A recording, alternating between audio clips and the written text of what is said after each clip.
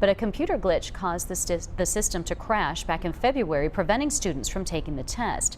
Allie Hines joins us live in Johnson City, where she learns school system leaders are hoping a last-minute delivery will allow testing to begin on schedule.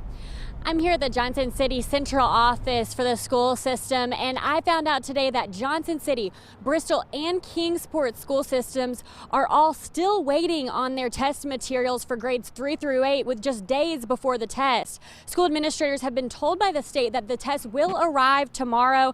Normally the tests come in weeks ahead of time. Now with testing set to start in just days, the distributor has failed to deliver tests on time for the second time this year. Kingsport schools are set to start on Thursday. Set to start testing, that is, on Thursday.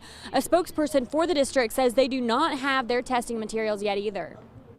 It causes a stress level for teachers and parents and students because they're anticipating proceeding on in a particular way. So the uncertainty obviously can add, I think, to some angst that may occur during this time of year anyway when it comes to testing. We're beginning to have the planning for end of the year field days and other events, and obviously the testing would have to take priority over those things if that were to happen, if we had a delayed test date. Not arrive tomorrow. Johnson City, Kingsport, and Bristol schools may have to push their test dates back, but the state has said no more tests will be given after May 10th. The test takes 5 days to complete, so if the schools don't get them by May 4th, the school systems won't be able to give out the state's standardized test. Reporting live in Johnson City, Allie Hines, News Channel 11 in your corner.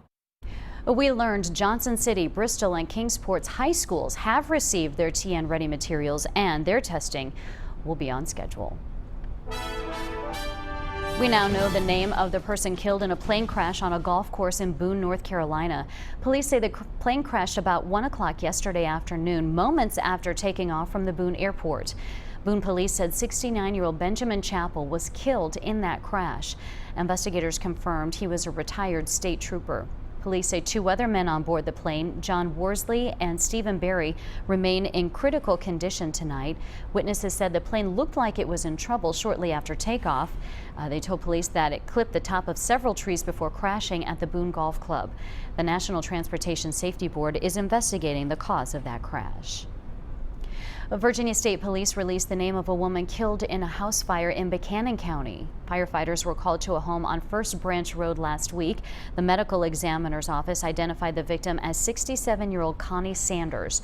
Virginia State Police say the fire has been ruled accidental.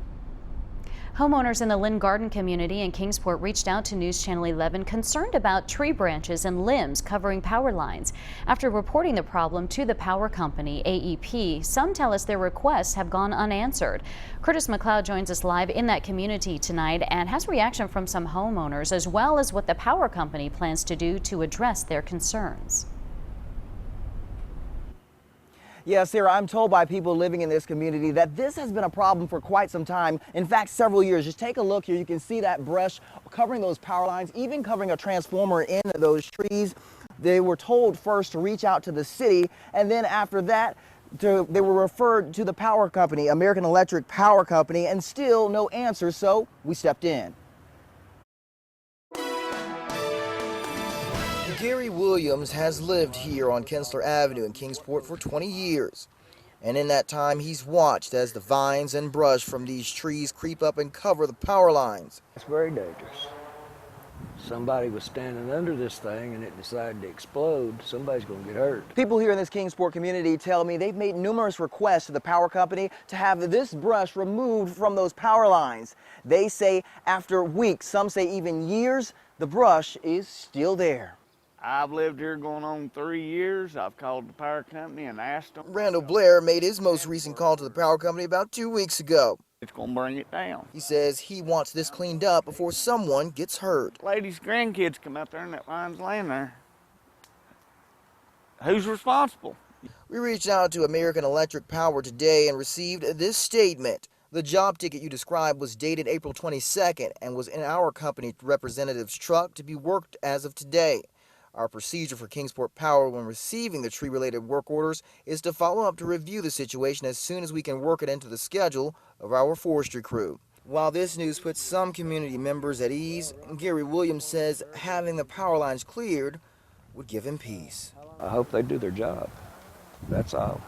You know, I mean, they know the dangers of this.